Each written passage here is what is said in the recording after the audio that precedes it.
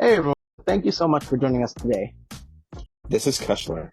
And this is Right Now, and you're listening to My Reason Why, where we explore people's journeys that led them to where they are today. Every believer has a reason for the faith that they hold, and we would like to explore their reason why.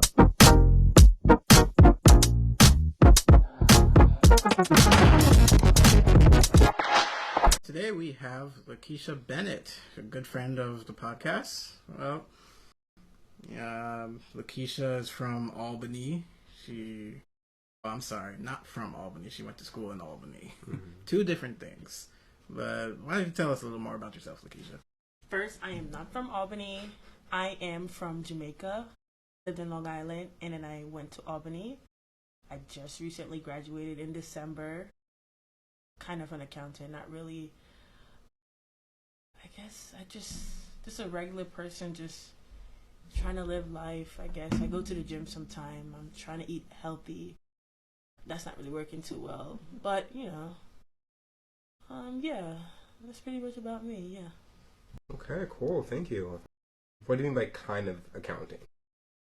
Like, I think I'm an accountant, but I'm like a baby accountant. You know what I mean? Like, I just finished like college, where they just teach you stuff about accounting, but that's not really what you do in the profession. So yeah. I see. Yeah. Okay, cool. So would you rather, in terms of like, which one would you rather be? Would you rather be one of the apostles who walked with Jesus, or would you rather be one of like the major prophets? The major prophet, of course. Really? Okay. Yeah. How come? Like, I want to be like Moses, who wrote the 10 Commandments. Like, I just want to be like that dog. You know what I mean? I think that's just it. Like, I just feel like it's cool to like just sit in there and like God comes to see you and just like you have that like conversation. But I mean, I guess you can walk with Jesus. A lot of people got to meet Jesus. A lot of people, I feel like, when Jesus was around, got to meet Jesus, but want to still be able to talk to him when he's not here. I feel like that's like you're elite. You know what I mean? Like that's my point. Okay. What about you right now? I want to be one of the apostles. I'd say be one of the apostles because, that's a crazy time to be living in. You're rolling 12 deep with Jesus. Pulling up on random Pharisees, telling them about their mother. Not really telling them about their mother. Yeah. But, just telling them about themselves. Letting them know about what the faith really is. Like, what it really means to have faith. What it really means to be a child of God. And, sometimes we kind of forget that Jesus was literally like the embodiment of God's character for people during those times, because they completely forgot like who God was at times. So God's like, all right, y'all don't get it, so I'm gonna send this person right here to be amongst you so that you can get it. But we still didn't get it. But yeah, I'd like to be one of the apostles. I think that'd be cool, pulling up 12 deep, helping Jesus with like ministry and healing, performing miracles, witnessing the miracles for myself. Like, it'd be trippy to see somebody who hasn't walked in like so long and walk for the first time. That'd be something trippy to be seeing. Yeah. What about you? I also think I'd probably one of the apostles, honestly, and that's mainly because like if we think about like what Jeremiah had to do, like he had to like roll around in mud and like. It's like, I wouldn't want to deliver those kind of messages. Like, imagine, like, go to the city and tell them, like, they're going to be destroyed. Like, I have stage fright, So, I'm like, hey, guys, like, you probably should stop. I mean, it's up to you, right? But, like, you probably should stop if you, like, I don't know, man. That takes a lot of boldness to be like, yeah, God's angry at you. He's going to smite this whole city if you don't change your ways. I mean, it's important, right? But, like, yeah, I think like getting to walk and like meet Jesus, like who was the face of God, is like, I don't know. That's literally once in a lifetime experience. Because like I think what I'm saying. Because right now we can always talk to God technically, and He does speak to us. But like you met Jesus. Basically saying that we want to die gruesome deaths. You know what? I mean, like, They all die gruesome death. no student debt though.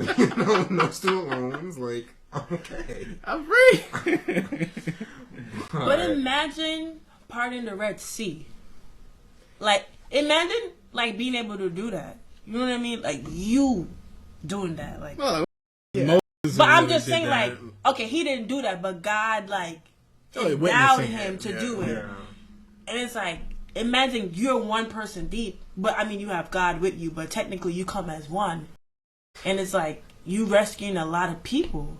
So I'm standing on what I'm standing on. And I feel like it's just, it's good. Like, when you're a prophet, like, you're literally like God, like, wingman. Like, you are, I mean, I guess as an apostle, I guess you are too. But Imagine having one child compared to 1 million. It's like y'all made me lose out on the promise. But imagine one man leading 1 million people. That's impressive. Yeah. I mean, you're right. You're 100% right. I'd rather die a gruesome death. And on that note, I'd rather part the Red Sea. I guess we'll get started. You know, I guess here's a question for you. Who is God to you? And how did you develop that view of God? I think, like, God for me, I would say right now, in the period of my life, like, I would say, like, God is my friend. And before, I knew, like, I, like, believed in God, but I never really would say, like, God is my friend, to be honest. Because, like, now, I feel like I'm in, like, a season of, like, being, like, isolated and, I guess, getting prepped and prepared for something better. And so, like, I guess the folks that I used to have around, like, in my period of isolation, I think something that I learned was, like, not everybody should be entrusted with your vulnerability. Because not everybody deserves to see that side of you. But I feel like I know that God is seeing what I'm doing. And so, like, I can always be as vulnerable as possible to him. Like, he sees already. So I feel like in this moment of time, like, I would definitely say, like, God is my friend. That's somebody that I talk to, like, when I'm struggling and, like, crying and praying and just being thankful. So I feel like he encompassed, like, that replacement of what I usually have, but just being able to talk to someone and feel like, oh, like, I'm being heard. So I would say, like, that's who God is for me right now. Thank you for that. And that's, yeah, like, I think that's such an important, or, yeah, a really dope, like, view of God. Like, to know that he's there with you. I know that you were talking about, like, this period of, like, isolation. Like, did you, when you were in that period of isolation, did you feel as a, like, were you able to think at that time that, oh, like, God is with me there and, like, my faith is being built? Or was that something that you noticed after the fact? Well, I would say, like, I think it was, like, a preparation, because before I got to this period, I felt like I had, like, a social relationship with God, but it's just funny how it works, because I was, like, I had a friend who, I guess, kind of, like, re-sparked that relationship, and so I felt like that was, like, I guess, what helped me to be like, oh, like, even though I feel isolated, like, I don't feel alone, because normally when I feel, like, super isolated, my first thing is to just crawl into this hole, like, I don't really know how to get out of this funk. But, like, I think it's just within this period of isolation, I think, like, God has exposed my character, like, how I am to other people and, like, the dynamics of my relationship. And I felt like for God to put me where I need to be, certain people I wasn't necessarily can be around, if that answers the question. No, I definitely get that. I definitely get that. Would you be willing to share a little bit more about that? A little bit more about that re-spark, you know, that kind of re-spark that you and your friend had? Like, how did you, like, what happened for you, for your relation to get re-sparked? Well, I felt like it was just, like me as a person, I always wanted to take, like, the safest way out. Like, I felt like I was more so relying on my own understanding. Like, if I wanted to move here, I need to see, like, how is it going to be planned out? Like, do we have enough resources? And so she's like, Lakeisha, like, you always do stuff and you try to plan everything out, but, like, just step out on faith. Like, take a leap of faith. And so I was like, okay, like, I'm going to take a leap of faith and I'm going to do this. Like, and I was basically, like, just saying, God, like, I never did this before. but it's like out of my comfort zone. It's basically just stepping out of your comfort zone, and we're just talking. I felt like every time she would say something to me, I felt like God like had gave her those words to like speak to me. I felt like I was in a point in my life where I need somebody to like speak life into me, and I felt like everything she was saying at the time just like resonated with me. And I felt like we just went from having casual conversation to like wanting to do like Bible study, and I felt like just the casual conversation into the Bible study like forced me to just like, okay, Lakeisha, we can't just do Bible study when we're doing with somebody else. Like, we gotta start like doing it for yourself. So I felt like with those little conversations forced me to make an effort to do Bible study by myself, start listening to certain music to like help build that relationship with God.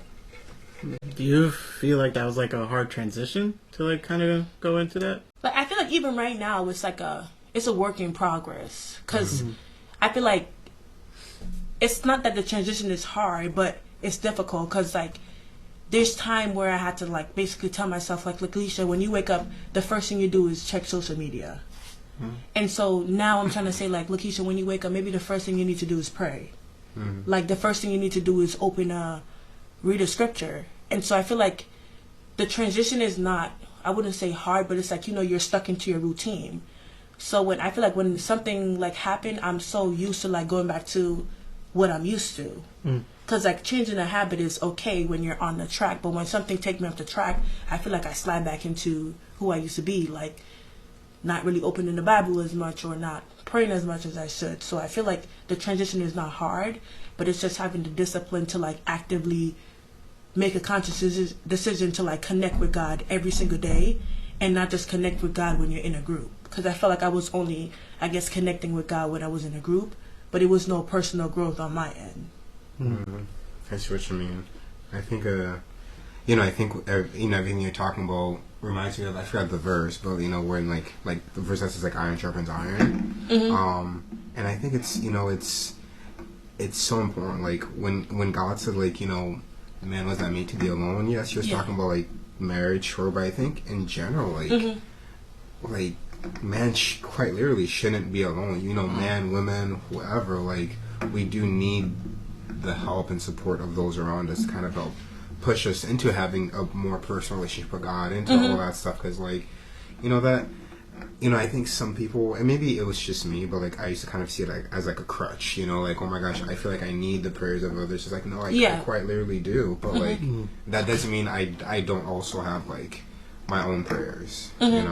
Just I guess just kind of going back to like like you and that friend, like, do you remember like the first time that you felt like you had to trust God over doing things yourself? Like, I feel like when I look at, like, that question is so hard, because I feel like a lot of time I'm in situations, I always think about, like, how can I tackle this myself? Like, before, it's never like, oh, how can I go to God to help me? And so I feel like right now in my life, it's like a lot of backtracking, like, oh, I did all of this myself, like, can you help me? But that's what it was for. But, like, I guess right now, the area that I'm in my life is like, can you help me? Like, can you give me your thoughts on this, as opposed to like me doing it myself? Because before, everything was me doing it myself. But I feel like once I made the decision to step out on faith, it was like now I needed to rely on God, because like I wasn't doing it myself, if that makes sense. I get what you're saying, because sometimes we need to take like that initial step just to kind of start everything. Yeah. Suppose you can kind of remember that initial step you took. Like the step, like I think the step like out of faith for me was like, I guess it's just personally to me, but it's like in Albany. Like I always lived in like student housing, and I never really made the right decision to have the best roommate. And so it was just so much stuff that I was dealing with living in a certain student housing. And so it was just like, okay, Lakeisha, like maybe we should, like, you and the roommate should look at a different area. But it was hard for me to look at that, because I was only seeing my circumstances, like, oh, this is the only thing you can afford. And so my friend is like, Lakeisha, well, you always put yourself in these situations, and it never really worked out for you. She's like, you get these random roommates, and they don't work out for you. So she was like, she basically told me that when she moved to Texas, like she just moved there without a job, with nothing, and she was like, every single month, like she got money to cover her rent. And she was like, she don't even know how that happened, but she was like, to let you know, Lakeisha, like God literally always got me. And I felt like I needed to hear that for it to affirm, like, okay, like maybe if we step out and try something else, like, well, he got you. So I felt like I think that was like what really sparked that reintroduction for me with God. That's amazing. So did you end up stepping out? Yeah, I did. You want to tell us a little about that? Well, I like the apartment that I moved to. Is amazing. So I feel like it's good. How did you like end up getting it? Well, as I said, like just looking with someone, like I guess like asking for like help with family member to like help with like I guess putting down a down payment and just everything working together. Like I would say I had an internship that paid me, I guess, well at the time. So like that helped with like the pay stuff. Like I just felt like everything like fell in line to like help with the process, that it was just like it was almost almost ordained for me to get it. Like God is like, oh, like if you just ask me, like I got you. And like sometimes when I sit in my car and I'm like, how did I go from this to this? Like sometimes I get shivers because I'm like, sometimes I'm not thankful for the things that I accomplished. And I'm like, nah, like I didn't do this by myself. Like I only did it with God. Cause like it's like when you're sitting alone and you really think about like all the stuff, you're like, yeah, I gotta thank God for this real quick. Cause if it's not him, then who? You know?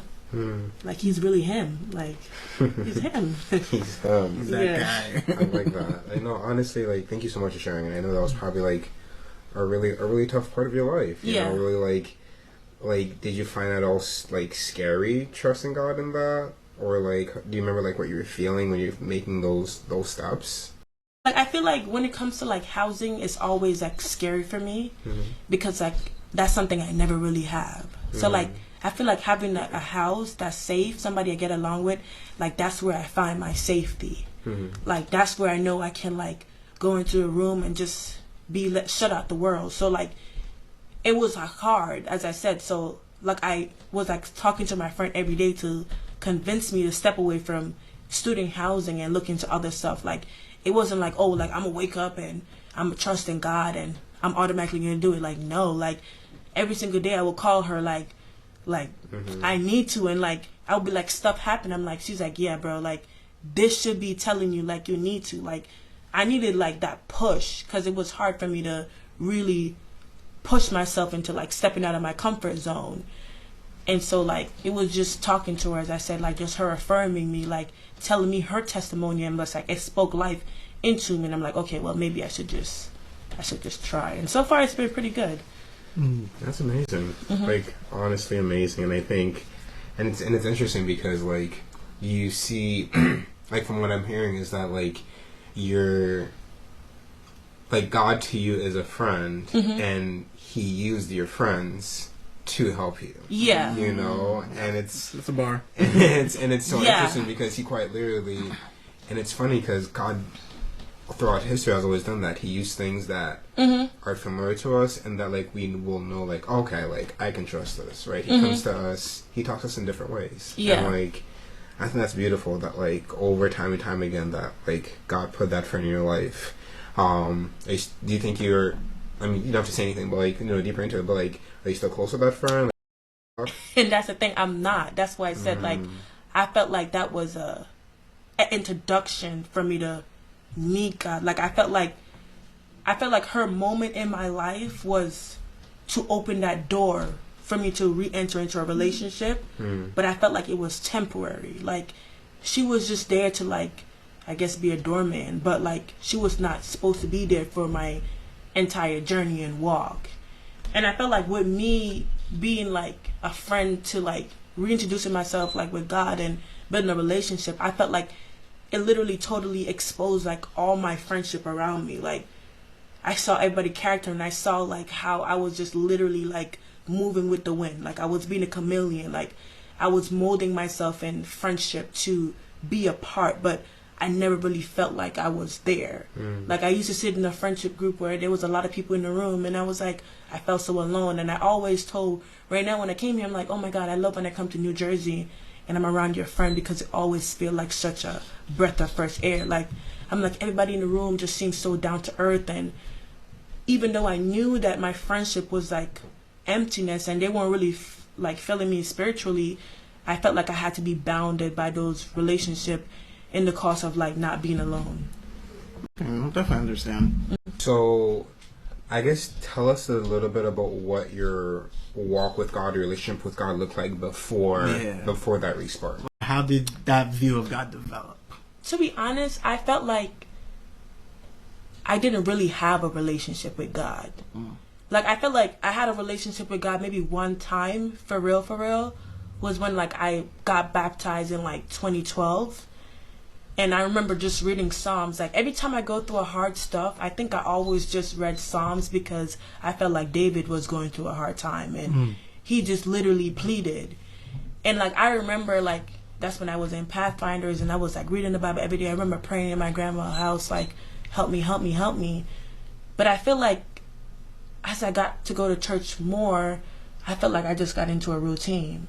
And so it was like, well, okay, like, oh, because I go to church, I felt like I automatically had a relationship with God. And, you know, because I went to church and I heard the pastor, like, that was me, like, building my relationship. But, like, when I was going through difficult times, like, was I praying to God? No. Like, when I re-sparked my relationship with God, like, I almost forgot how to pray.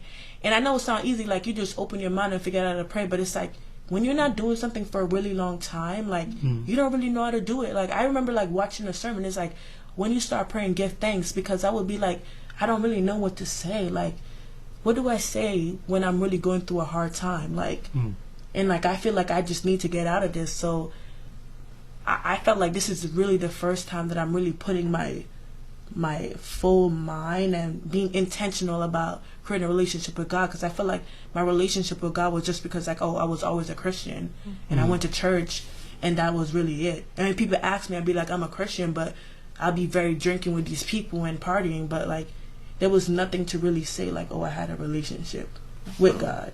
So it was more like, you know, you was in a routine that didn't really bear any significance to you. Like, it was just kind of going through the motions at first, but now it's like, it's very personal and intimate. You know, you're very intentional about a lot of the things about that relationship now. Well, I wouldn't say it didn't have any significance to me. I felt like, you know, like I would defend God, like to the bone, to the death, like talking to somebody, but there was no like work in my personal life. Like, sometimes, like, I feel like I would talk to God and maybe like that was God talking to this person to like force me to like, bro, I need you. But I would be like, sometimes I'd be at work and I would discuss a situation with God and be like, this is what the Bible said, and I would get back home and I would still do my own routine. Was that during the time frame of when when you was like saying going to church, you felt like that was your yeah, like that was before my respark. Like, I felt like that was when I was really, and it's funny because now that I'm even talking about it, I could see that that's when I was going through a really hard time, but like I was not, I guess, putting my worries in God. Like, I was doing every single thing to like take away the pain instead of like maybe ask God to help you. And I felt like now that I'm talking about it, maybe those random religious like conversation I was having with somebody who wasn't necessarily religious was maybe that was God like speaking through somebody to be like, Lakeisha, just open the book, like do a prayer. But through that time, like I was not seeing that. Like I was just still depressed. I was just still like crying every single day and just trying to use me to like really help me get out of that space. So like, I think it's so interesting. I think, like, again, thank you for being like so vulnerable with that. Yeah. Because I think that those moments are so critical though. You know what I'm saying? Like those times where it's just like because what I'm hearing is God was always constantly trying to reach you. Yeah. Right? Always trying to plant seeds in your mind using other people. And then when you finally had that spark or that respark, and I love that word, that respark, all those things started like making more sense. Yeah. You know, and I think that like Yeah, and it's again a testimony that, like, it's funny, like, like the beginning, like, a relationship, maybe like a guy's like interested in a girl, and he's just like, maybe like, hey, how's it going? Trying to talk to him. She may not be interested at first, but it's just like, ew, don't talk to me, right? Hey, what's up? Like, hey, well, like conversation awkward. Maybe you didn't want to talk to him, but then like you later realize, oh wow, this person's like really dope. Like, let me actually give them a chance, So I think it's kind of like God has always been trying to be in your DMs. For sure. He was always trying to and we give him those one word responses. Like he's hey. really him. Like, good morning, beautiful, hi. Yeah. But yeah, so like, and so it seems as if, like, that during that time you also were you still going to church? Were you going to church at that time, like before like that respark? Like, I know you mentioned like random church conversations and stuff like that. Like, were you going to church at that time? I would say like when I went, I don't know, like when I went to Albany, like I think I kind of like put it I would kind of buried like religious practice. And I say like I buried it because like although I was identifying as a Christian, like nothing really in my life like emote that really, because like I guess I kind of just walked away really because I felt like there was a lot of people who like I was around who was Christian who I felt like I needed them to pick me up, but they really kicked me. So when I went to Albany, like church was never really something that was like, oh, this is what you need to do. Like, you need to go to church. I felt like that's when I'm like, you know what? Like, I'm just going to live life. Like, I'm going to do whatever, like, my college friend. As I said, like, I kind of, like, molded myself as a chameleon. Like, I never really brought God to my friend. Like, oh, they're partying. Like, oh, I'm going to go to the party. They're doing this on Friday night. I'm doing this on Friday night. Oh, we're going to the mall on Saturday. I'm going to go to the mall on Saturday. And then, like, I guess throughout the pandemic, like, I realized, like, oh, I'm not really the party person. I really hate being around people I don't really know. Like, makes me super uncomfy. So I started to, like, listen to, like, sermons on YouTube. And I felt like there's this one specific pastor on YouTube where I just felt like every season in my life, he always preached a service that, like, I'm like, God is talking to me. Like, his name is Jerry Flowers. Like, every single time I'm going through something, like, I turn on YouTube, I'm like, this was for me. And, like, I just felt like, again, I felt like now that I'm looking at it, I feel like God was always, like I guess, speaking through me to other people. Because I remember listening to this YouTuber, like, back in September when I was, like, really depressed. And she was talking about, like, her new walk with God. And, like, I haven't felt anything. Like, I was, like, super numb. And I literally commented, I'm just like, oh, no, like, God literally, like, wanted you to tell me that right now. But I feel like even in those moments, I feel like I had an encounter, like God is speaking to me again. Like I will still go back to the old me. Like, you get what I'm saying? Yeah. So I felt like I wasn't going to church, but I was getting bits of pieces of like sermon on YouTube. But it was only in those moments, but nothing to like really helped, build that relationship. Yeah. And you. I think I think that's like a beautiful part is just like despite like you saying like you burying religious practices and not going to church anymore, God was still finding a way to talk to you. Literally through YouTubers who weren't even really religious. That's what's crazy. And I think that's such a powerful like testimony within itself to like, or even like maybe not testimony, but like testimony, whatever you want to use, but like it's just like. It's not I think there's so many people out there who are just like, oh, like going to church is so important, like you have to be there every week, and like I'm not saying it's not important, that's not what I'm saying, but like at the end of the day, God is, if he wants to talk to you, he's gonna talk to you. Yeah. He's gonna make his way to your heart, to your ears, and I think like that's such a beautiful example of that, like like YouTubers and other people, and even just like to the point where like your heart started changing. You're just like, yeah, I don't want to do this stuff anymore. I think that's a real, like, genuine, like spiritual conviction. Oh, you know what I'm saying? Like, but like, depending on how much you want to kind of get into it, but like, do you want to tell us a little bit about your relationship with like the previous church? I know you said that you know, maybe there are times where like you feel like you needed people to pick you up, but they kick you down. Like, what was that experience like at when you were going to church before?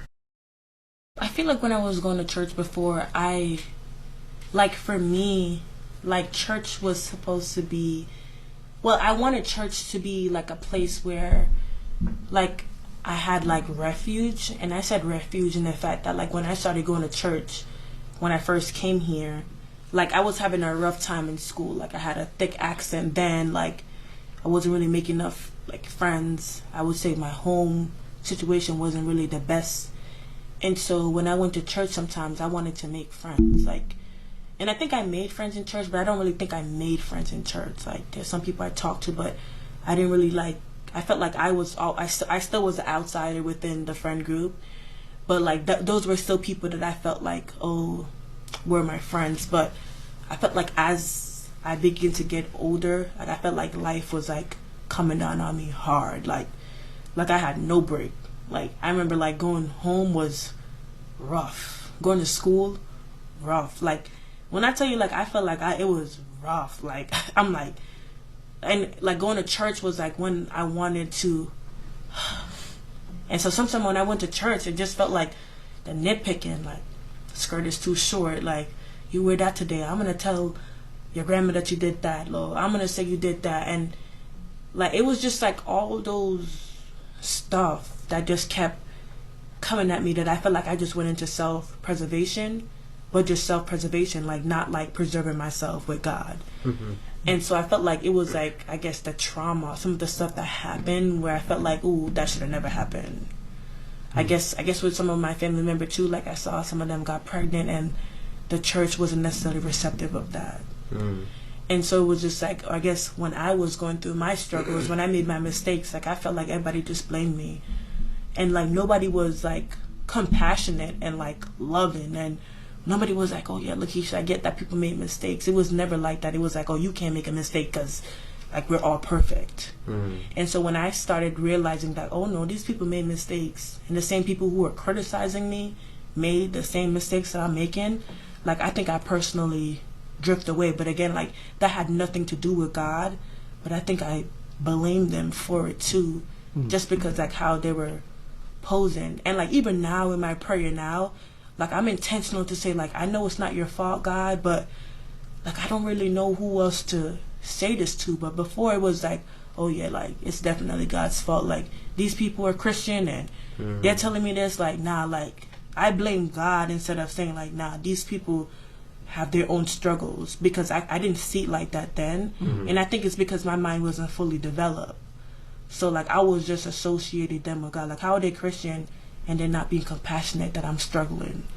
Like why can't you give me a hug? Like why are you still knocking me? Like I remember one time like thanking the pastor, I think before he left, Pastor Benoit, I said thank you for being human, because like during that season I needed somebody to show me some humanity. But like everybody was just like, oh, you did that, you did that, you did that, and nobody was like, Lakeisha, I hear you.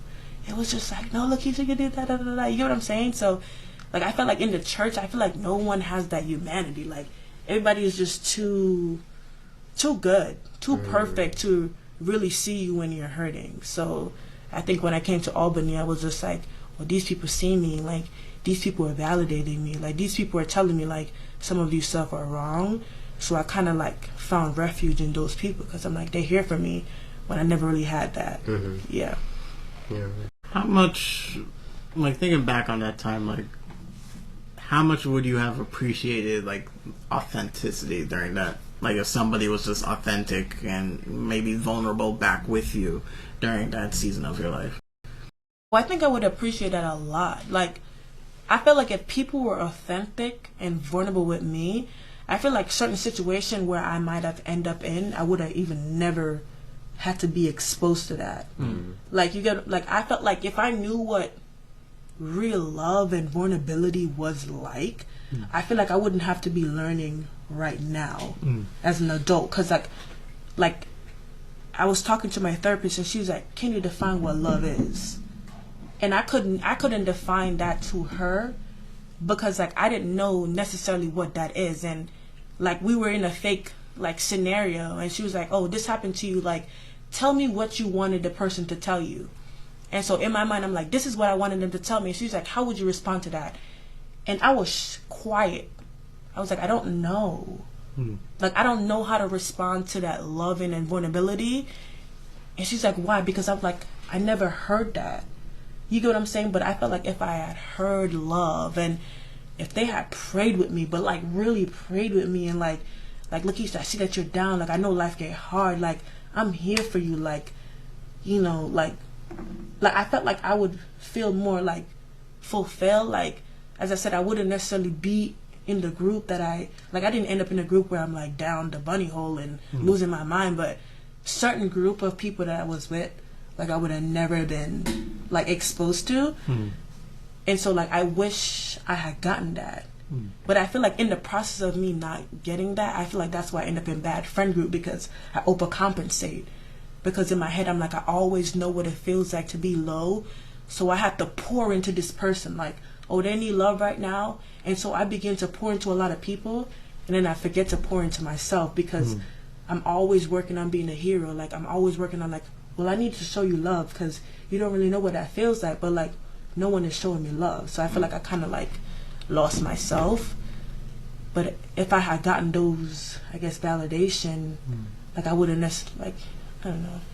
No, I get that. And like, thanks again. Like, I'm gonna keep on saying this because I know these are probably very like vulnerable moments that like, you have to like tap into.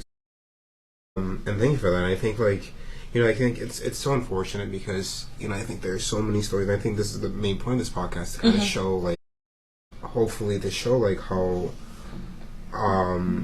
you know, how certain, you know, how common like certain things are that like people may think like, oh, like no one ever does this, but it's like, oh, it may happen a lot more often than necessary. And hopefully like what we can learn is like how to kind of like overcome past those, you know, and how to because, you know, like, unfortunately at times like the church, you know, church hurt is such a big thing. And, you know, like, and the people in the church, sometimes like the relationship that we have tend to like put a sour taste in the mouth of like who God is in a relationship, and like you're saying, like even what love is, right? And I'm saying all this to say that, you know, unfortunately, like sometimes we as human beings, and like, you know, I unfortunately, like, I know I myself, there are plenty of times where like I've misrepresented God. You know what I'm saying? Where it's just like, because of my selfishness or my insecurities or my whatever fill in the blank, you know, we end up misrepresenting God to someone who may quite literally need to be looking for him.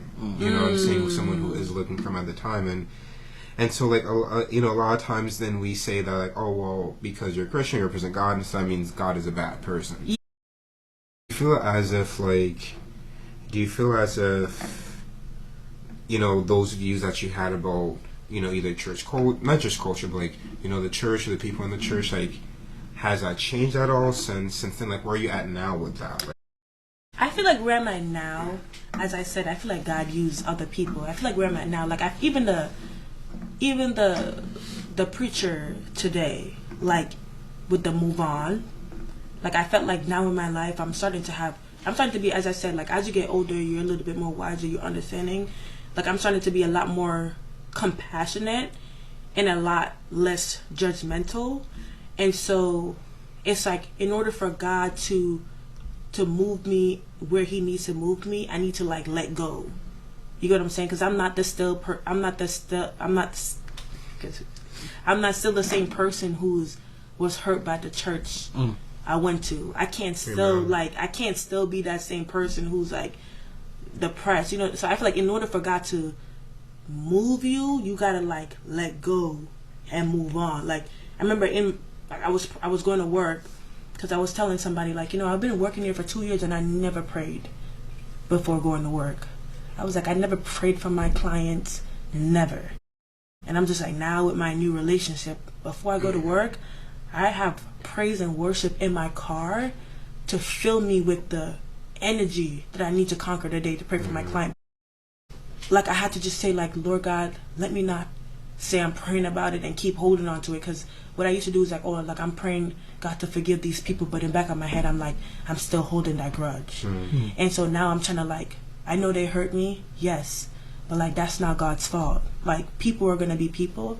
And so now in my life I'm trying to let go of that person who was hurt to move into the season that God needs me to be, because he can't put you in a place you need to be if you're still holding on to things that are holding you back. You know what I mean? So I feel like that's what I'm doing right now, like just placing that like onto God. Like recently, like I forgive somebody that I was holding on a lot of like trauma. Like I blamed them for a lot of stuff, but like I wrestled with God. I'm like, I shouldn't forgive them, but it's just like after a while I was just like, let me just forgive them, because like what is harboring onto this gonna help me do? Like it's just gonna keep in one place. So like now it's just about like forgiving people. When I forgive it to God, I just put it to him, like he got it. Like there's nothing that I can really do to move on. It's gonna still be what it's gonna be. Some people are never gonna change. You can't force somebody to change, but the only thing you can do is just hope that God intercedes. Yeah, so like that's what I'm basically doing, just give the old me to God, so like he can really, I guess, change me for like who I need to encounter and just for where he needs me to be in my life right now. Did you say you like wrestled with the aspect of forgiving them for a long time? I definitely did. Like that was, I think that was like really hard for me, because as I said, like I feel like because I was so vulnerable, I wanted a lot of people to like save me, and I feel like, as I said, that's why I feel like now I'm trying to change my personality, because I try to be the savior in everybody's life, but I felt like I needed a lot of people to save me, and there was a lot of people that I shed like real tears to, because I wanted them to help me, and even though they disguised themselves as help, I felt like they just broke me into more pieces than I really needed to be.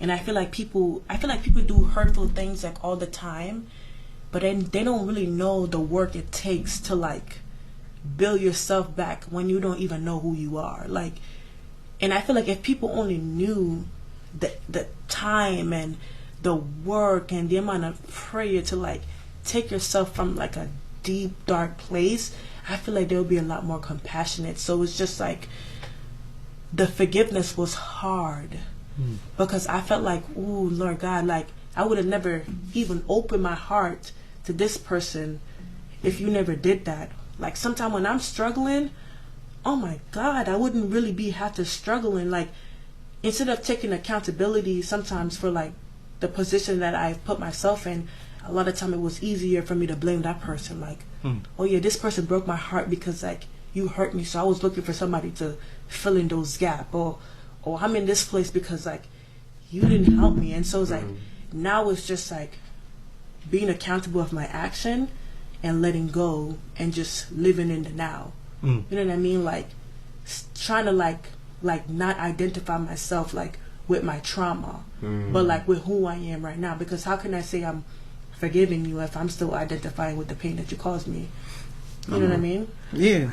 I think that's beautiful. And it reminds me of, is it Romans 5, like you're in Christ, you're a new creation or new creature, is it? I forgot the verse. I forget the exact verse too, but I know what you're talking about. But yeah, I think it's just like, when the Holy Spirit and God really starts like to change your heart, like you literally start becoming a new person, a new creation, a new creature. So like it's really cool that you're able to like tell yourself like, no, I can't be that person anymore. Yeah. Right? I'm changing to be a different person. No, because that's so true. And like something she said, which was, I don't identify with that trauma anymore. Yeah. That is something that is very hard. Not just for people, but just in general. It is like hard to do sometimes, because, that trauma becomes a very significant aspect of our life. Yeah. And a very significant aspect of like who we are from that point on. So like being able to like, allow God to take that trauma from you, to allow God to help separate your identity from that trauma. That it speaks volumes to like how that relationship with God transformed over the course of the years. But also, like you said, it speaks to like the understanding of like who you are, learning more about your identity in God, and like how you are more than the trauma. It's not to say like the trauma wasn't real and the trauma wasn't hurtful. Like, yes, it was very impactful for you during that time, but there's that work you went through to like be able to separate yourself from it was, I would say, very substantial. And I feel like something that I do to help myself too, like I started journaling, because I felt like like my life, sometimes I'm like, yeah, my life gotta be a movie. Like, those African movie with that one person struggle, and in the end, like, they get, like, I'm like, this gotta be me. Like, Come up. cut the cameras. But I feel like healing, like, super hard. Like, I know it's like, like to really, like, heal from something, because I think for me, sometimes it's so easy to be stuck in that self-preservation. Like, when I was, like, back in, like, September, August, I was really going through it. And, like, I used to journal. Like, when I was struggling with a lot of stuff, I would journal. Like, I would write poems. But I kind of forgot how to do anything. Like, I remember days, like, I just didn't even really want to take a shower. Like, there was no God in that moment for me. Like, who is God, really? Like, who is God when I'm literally in my car crying? Like, can't feel anything. And like, even right now when I'm like trying to heal and get out of that place, like every single time I journal, I'm like today I'm having struggles with friends. I'm like, let me find a scripture reading to put down in my journal while I do. Like, people who, when I, like, they hurt my feeling, I'm like, curse them. Now I literally pray for them. Like, literally, that's so hard. It is so hard to pray for somebody who literally hurt you. Like, to really be like, God bless them, like, help them. Like, in the morning, I'm like, God, touch their heart, Lord Jesus. Like, I pray that you give them understanding. Like when I'm praying those prayer, I had to tell myself, like, one morning, like, God, like, I really don't really mean it. Like, like, I had to be honest. I'm like, I'm like, God, I want you to know, like, my heart, because it's like, God can see your heart. And so I'm like, I'm praying these prayer, God, but I just want to be real with you right now. Like, oh, it's hard for me. Like, I literally had that conversation with God, because I'm just like, it's hard. Like, and like, I don't think people understand the aspect of like praying for somebody who's a pain. Like, for you, like, praying for somebody who caused you a lot of hurt, it's hard to open your mouth. Like, no matter if you want to say like, oh, I'm so happy for them, like, internally that struggle. So like, I remember just having that conversation with God, like I really, really, like, I know I'm praying this prayer and it sounds good, but like my heart is not even in the same place. So I allow my heart to catch up, like, with my words, like, like, allow me to be like more like you. Like, literally, that's my prayer, like, every single morning, because like, I got to, like, I got to, like, try to be a better person, and just like journaling and just finding like scripture reading to go with the journaling, and just like being intentional about praying. Like, I feel like that has really like helped my relationship with God, and just the honesty, because like, God knows, like, you praying a prayer that you really don't believe, like, He knows, what I mean? So there's no reason for me to lie, like, Yeah. So, and like, as we kind of see, like, from everything you kind of told us, that like the healing process is a journey, and it's a very long journey. Yeah. So it's just like, I think it sounds like it's really important for anyone going through a process or a time of healing to know that it's going to take some time. Yeah. And that we have to be patient with that process. Knowing that, like, bit by bit, God will chip away at the stubborn parts of your heart. But, like, we have to be willing to allow Him to, right? Yeah. We have to be willing to have those hard prayers. Like, God, do you really want me to do after what they did? Yeah, so... And that part is tough, but, like, I think it's important for us to realize that it takes time, right? And, like, like, God forgives in an instant. Like, we've all felt that forgiveness, but unfortunately, because I'm not God, it's gonna take me a couple business days. Yeah. Another part of it is like, throughout that process, God is also showing us that, those people that wrong us, they're His children just like we are. And sometimes we're, it's weird to say, but I would say it, like, there's a certain complex when it comes to like Christians sometimes, where like we only view ourselves as God's children, but we may view other people who may have wronged us or may not believe in God. We that's view something them. I have to come to the realization of too. Yeah, exactly. So it's something that I feel like we all tend to struggle with at times, because of sometimes it's just the way we're taught, and sometimes it's the way, like, a certain perspective of God that we subconsciously develop, and it's not correct, because like there's that process. Like, God's like, hey, I know they hurt you, but they're also my child. I'm working on them the same way I'm working on you.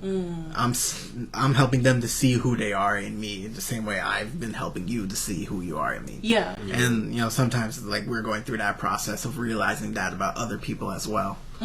No, I think this morning too, like I was praying in the room this morning. I was thinking, I'm like, nah, like the person who hurt me is still trying to build a relationship with God too, but in the moment you don't see that. No. Yeah. Like I'm not seeing like yeah. Like even though like you and that person don't mesh, I still don't believe that. Like like there's a lot of people on this planet, and not every person is gonna be your friend. And just because they're not your friend doesn't mean they don't have their own personal walk with God. But in the midst, when somebody hurts you, you're not thinking that they're God's child too. You're thinking like They're from the devil. sent you, and I want you to go back to wherever you came from. Yeah. Express return. Overnight. But yeah, so I mean, I like we've kind of seen you've been so willing to like share so much of like your story and like the past like with us and stuff like that. What got you to like where you are today? So if we're focused on like as of today, right now, so like what's your, because the name of the podcast is your reason, like my like your reason why and stuff like that, like my reason why. So what is your reason that why you still believe in God today? I feel like my really reason for believing God, I feel like is like I feel like right now where I'm sitting like this, like I cannot say I don't believe in God. Because when I look back at like the rearview mirror and I see like, oh, like I made it through college. Not only that, but like I got so many opportunity. Oh, Lakeisha, now you're living in an apartment.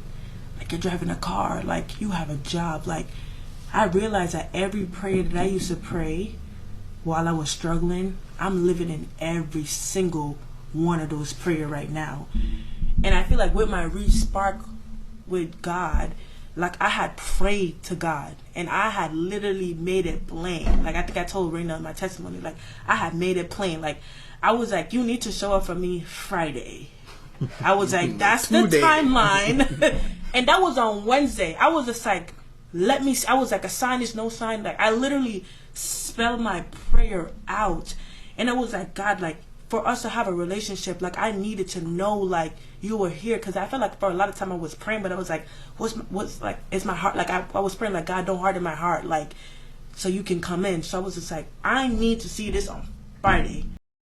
I prayed this prayer on Wednesday, like at 10 p.m. at night, and on Friday like something happened, and I'm just like saying like that was to confirm my belief. So I feel like it was no coincidence. And so I feel like there's a lot of stuff that happened. And I feel like now I hear other people's testimony all the time, and I could be like, oh, like God got me through that time, but like I didn't really necessarily prayed. I got through that time, but like this is the first time I actually prayed. I made it plain. I wrote it down and he heard me, and I felt like he answered. And maybe that's not going to always happen right away, but I felt like God had shown up for me time and time again. Because if you had ever put my life out on a piece of paper, like I should have never been here. Like I should be where like everybody else who drifted off have been. Like I shouldn't still be walking up with the courage to even talk. Like I should be like drifting away. But I feel like because God has been so literally so gracious to me, like I feel like that's my reason to believe. Like because there's so many times where I could like curse God, like do my own thing, like, but I'm literally still here. And not only am I still here, like I'm blessed, I'm talking, like, so I feel like that is my reason, because God has, I feel like he's shown up more time than I can even know. So I feel like that's my reason to still want to, now more than ever, pursue a personal relationship with God.